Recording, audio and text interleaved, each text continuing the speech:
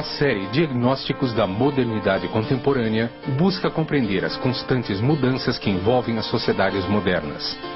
A partir de reflexões sobre as etapas da modernidade, os professores e sociólogos Laimer Garcia dos Santos, Luiz Carlos Friedman e José Maurício Domingues, curador da série, investigam os destinos da civilização moderna, na qual o Brasil e a América Latina ocupam um lugar importante. No programa de hoje, o sociólogo Luiz Carlos Friedman fala sobre a intensa mobilidade do capital no mundo contemporâneo e como isso afeta as relações sociais. Na primeira parte do programa, o curador da série, José Maurício Domingues, apresenta um amplo painel sobre as várias fases da modernidade, desde a sua origem até as suas atuais possibilidades.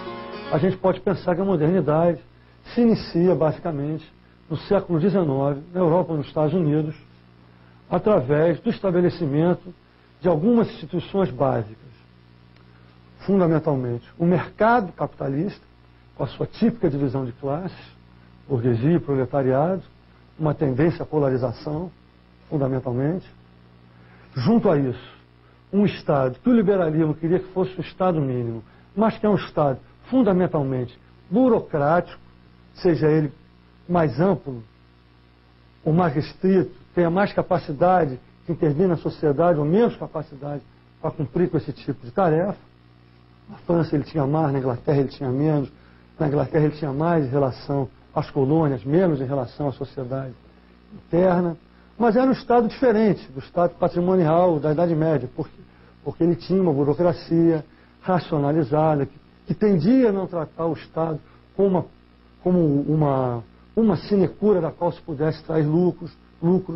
E na sua intervenção sobre a sociedade, ele tendia a ter um papel de, sobretudo nessa fase mais liberal, fundamentalmente de vigiar, garantir a ordem, garantir o pacto social e zelar pela manutenção dos contratos que os indivíduos privadamente estabeleciam, basicamente em relação ao mercado. Uma outra instituição fundamental desse momento é a família patriarcal. Não é? A tendência, fundamentalmente, é a gente estabelecer uma família nuclear, onde você tem o casal, uma célula básica, e a prole, sendo que nessa família é um mecanismo hierárquico de dominação do homem em relação à mulher que está estabelecido. Eu diria que essas são, a grosso modo, as três instituições fundamentais da modernidade no século XIX. Um segundo momento do desenvolvimento dessa modernidade vai trazer uma diferenciação da relação entre essas instituições, do peso relativo entre elas e também algumas modificações nessas próprias instituições. Fundamentalmente, se altera o peso entre o Estado e o mercado. Aquele Estado que deveria ser originalmente um Estado restrito, ele tende a ampliar suas funções. Por quê? Porque é uma crise, fundamentalmente, dessa modernidade que a gente pode chamar de liberal restrita na virada do século XIX para o século XX.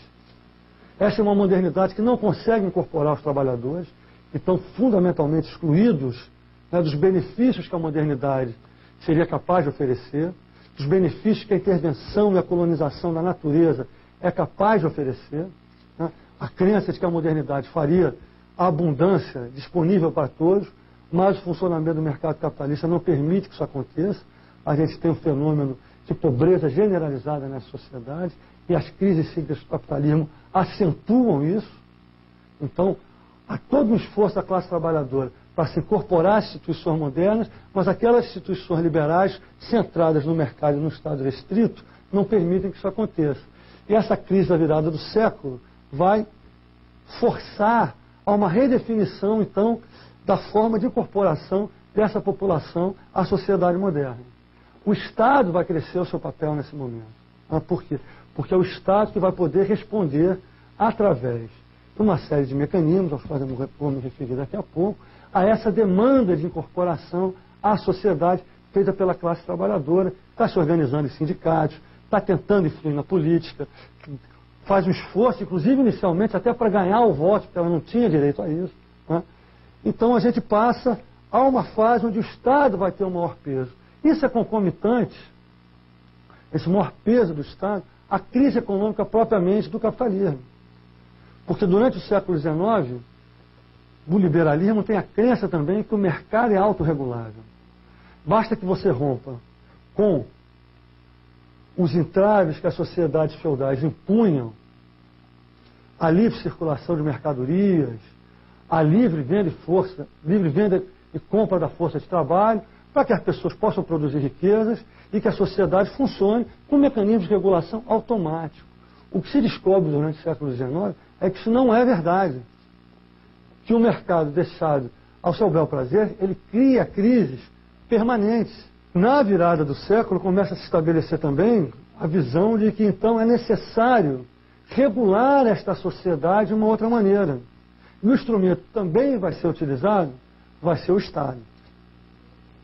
A gente tem, pelos anos 20, ou entre os anos 20 e os anos 40, o estabelecimento paulatino de uma nova equação em que o Estado vai passar a ter mais peso em relação à sociedade, e a gente vai ter a introdução de uma economia keynesiana e do welfare state, que vão regular, organizar essa sociedade, e aí a gente passa do que se poderia chamar de uma modernidade liberal restrita a uma modernidade organizada estatalmente.